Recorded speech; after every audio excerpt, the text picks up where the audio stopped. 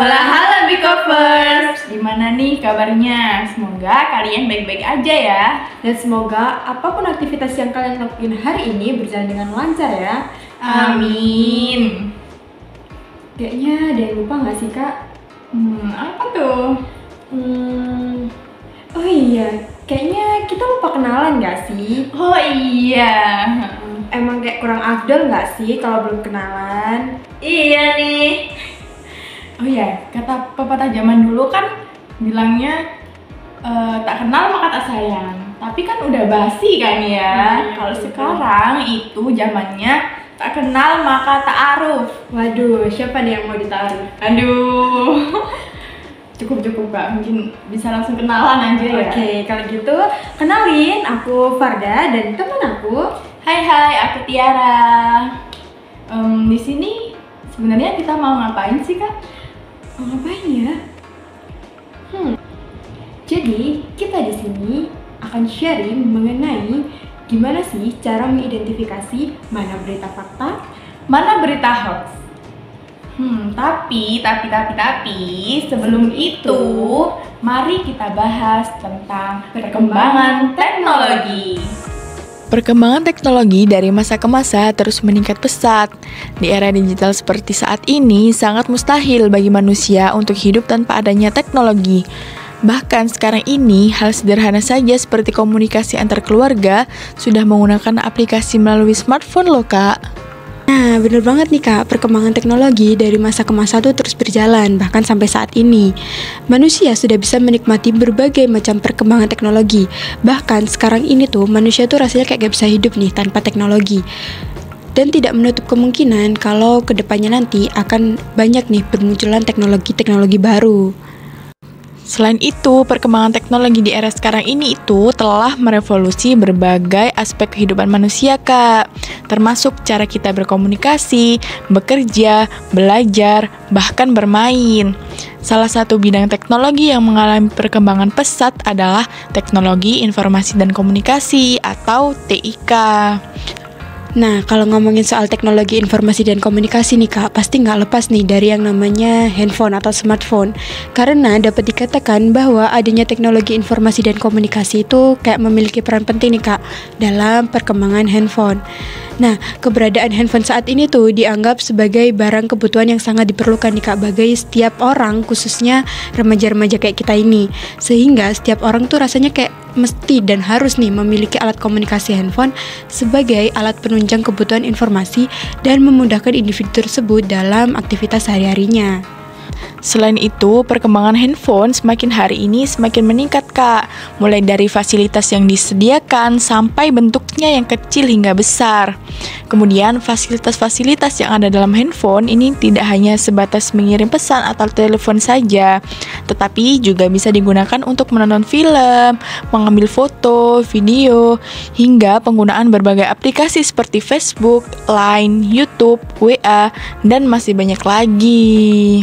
Nah, kita menggunakan handphone nih untuk berbagai keperluan memang Kak. Mulai dari berkomunikasi, mengakses informasi, hingga hiburan. Nah, kalau ngomongin soal keperluan yang udah aku sebutin tadi nih Kak, rasanya kayak berkaitan erat nih sama yang namanya media sosial. Dan kayak di era sekarang ini nih, khususnya kita para remaja nih, kayaknya nggak mungkin nggak sih kalau misalnya kita tuh nggak mengakses yang namanya media sosial. Nah, bener banget nih Kak. Bicovers tahu nggak sih apa itu media sosial? Nah, ini ada menurut Wikipedia, media sosial adalah teknologi interaktif yang memfasilitasi pembuatan dan berbagi konten, ide, minat, dan bentuk ekspresi lainnya melalui komunitas dan jaringan virtual. Nah, ada lagi nih Kak, menurut Merriam-Webster pada tahun 2019 yang mendefinisikan bahwa media sosial sebagai bentuk komunikasi elektronik seperti situs web untuk jejaring sosial dan mikroblog yang melaluinya pengguna tuh bisa membuat komunitas online untuk berbagi informasi, ide, pesan pribadi, dan konten lainnya seperti video.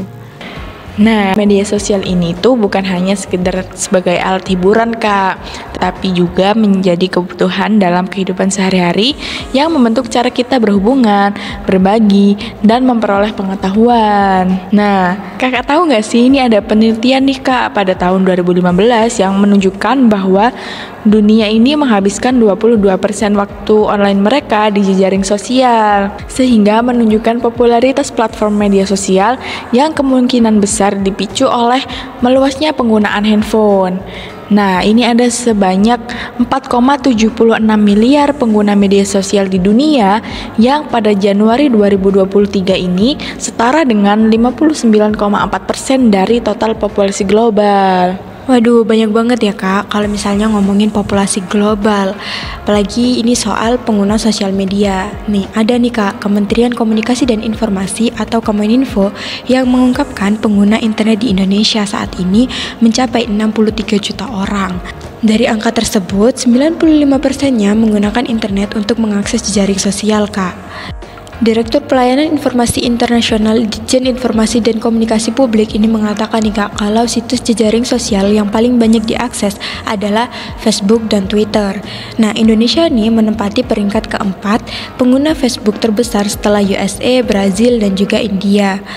Nah, menurut beliau, di era globalisasi yang sekarang, perkembangan telekomunikasi dan informatika sudah berkembang begitu pesat. Teknologi membuat jarak tak lagi jadi masalah dalam berkomunikasi. Internet tentu saja menjadi salah satu medianya. Nah, beliau juga mengatakan nih Kak, kalau Indonesia menempati peringkat kelima pengguna Twitter terbesar di dunia. Posisi Indonesia hanya kalah dari USA, Brazil, Jepang, dan Inggris. Nah, kemudian ada nih Kak, menurut data dari Weber Shandwick, perusahaan public relations dan pemberi layanan jasa komunikasi untuk wilayah Indonesia, ada sekitar 65 juta pengguna Facebook aktif, sebanyak 33 juta pengguna aktif perharinya, 55 juta pengguna aktif yang memakai perangkat mobile dalam pengaksesannya per bulan, dan sekitar 28 juta pengguna aktif yang memakai perangkat mobile perharinya. Lalu untuk pengguna Twitter, berdasarkan data PT Bakri Telekom memiliki 19,5 juta pengguna di Indonesia dari total 500 juta pengguna global.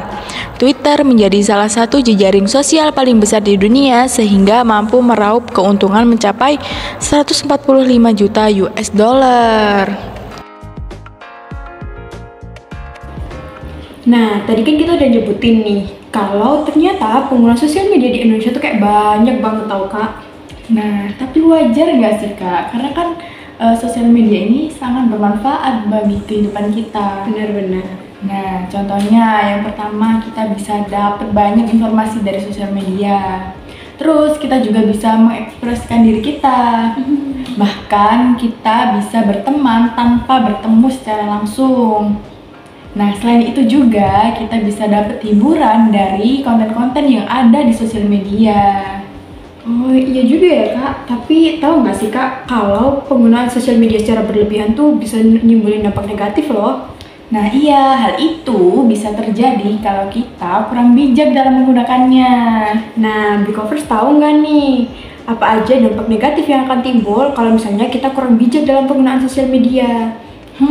Emang apa aja sih Kak? Nah, kalau gitu langsung aja nih Kak, kita masuk ke dampak negatif yang pertama, yaitu kecanduan. Sadar atau enggak, semakin sering kita menggunakan sosial media, kita tuh kayak gak bisa lepas gitu loh Kak dari sosial media. Ya walaupun bener sih apa yang Kak Tiara tadi bilang, kalau misalnya sosial media tuh banyak banget manfaatnya.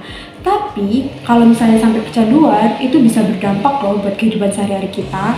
Iya nih, kehidupan sehari-hari kita akan jadi berantakan dan kita bisa jadi kurang produktif dalam beraktivitas. Selain itu juga, kita tuh bisa kurang interaksi loh sama dunia luar, karena kan kita asik sendiri sama dunia kita. Iya, bener banget. Oke, sekarang kita lanjut ke dampak negatif yang kedua, yaitu ikut-ikutan tren. Nah, kalian kan udah pada tahu nih, banyak tren yang beredar di sosial media. Hal ini itu dikarenakan banyak influencer yang bikin konten terus jadi viral sampai akhirnya jadi sebuah tren. Nah, tren-tren ini tuh bisa berupa pakaian, makanan, tempat hiburan, sampai hal yang sepele seperti kata-kata itu bisa jadi sebuah tren loh Kak. Bener banget sih Kak. Nah, kemarin tuh juga sempat viral nih Kak, soal berita tentang bunuh diri. Yang itu juga sempat jadi sebuah tren, apalagi di kalangan anak-anak muda kayak kita gini. Ih, ngeri banget gak sih Kak? Sebenarnya kita tuh bukan ada niatan buat menyalahkan atau bahkan menghakimi orang-orang yang memutuskan untuk menyerah akan kehidupannya. Tapi kayak disayangkan banget gak sih Kak kalau misalnya anak-anak muda zaman sekarang tuh kayak ikut-ikutan tren untuk menarik atensi publik. Nah, seperti ini jangan ditiru ya para Bicovers. Jangan ya. Nah, sekarang kita masuk ke dampak yang ketiga, yaitu oversharing. Nah, sebenarnya nih Kak, sharing ke sosial media tuh bukan suatu hal yang salah loh. Malahan ini merupakan salah satu cara gimana kita mengekspresikan diri. Benar banget. Nah, tapi kalau sesuatu yang berlebihan itu kan nggak baik ya Kak. Dan masuk sharing ini. Karena kalau kita terlalu oversharing, apalagi mengenai hal pribadi kita, bisa jadi malah mengundang atensi orang untuk berbuat jahat ke kita. Benar banget Kak, apalagi itu kan masuknya ke ranah pribadi ya Kak. Benar. Oke, next kita langsung masuk ke dampak negatif selanjutnya, yaitu hoax.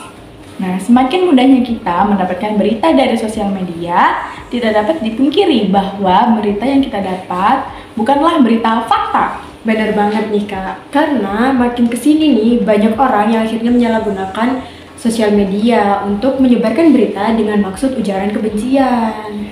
Nah, beredarnya berita hoax ini itu dikarenakan banyak orang sembarangan menyebarkan berita tanpa mencari kebenarannya terlebih dahulu. Maka dari itu, adanya kami di sini untuk memberitahu Bicovers nih, gimana caranya mengidentifikasi berita fakta atau hoax. Nah, Bicovers tahu nggak sih apa itu hoax? Hoax adalah kebohongan yang dipublikasikan secara luas dan dirancang sedemikian rupa sehingga mengundang penerimaan yang refleksif. Nah, dalam bahasa Inggris, hoax merupakan adaptasi dari kata hoax, H-O-A-X, yang memiliki arti berita palsu. Maka dapat disimpulkan bahwa hoax yaitu sebuah berita berisi informasi yang fakta atau kebenarannya sudah diubah sehingga menjadi berita yang tidak benar. Bener banget Kak, berita hoax tuh biasanya dirilis dengan tujuan menyesatkan untuk merugikan suatu organisasi, individu, atau bahkan orang. Nah, hal ini tuh dilakukan untuk mendapatkan keuntungan finansial atau politik. Ada juga hoax politik yang terkadang dimotivasi oleh keinginan untuk mengejek atau menjelek-jelekan politisi atau institusi politik lawan. Hal ini tuh biasanya terjadi seringkali sebelum pemilu, Kak.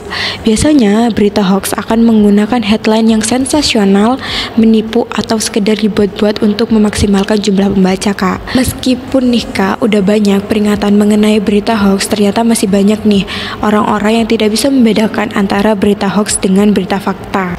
Bener banget nih Kak. Nah, maka dari itu nih, kita akan memberitahu bagaimana cara dan langkah-langkah untuk mengidentifikasi berita hoax dan berita fakta. Simak terus ya Bicovers.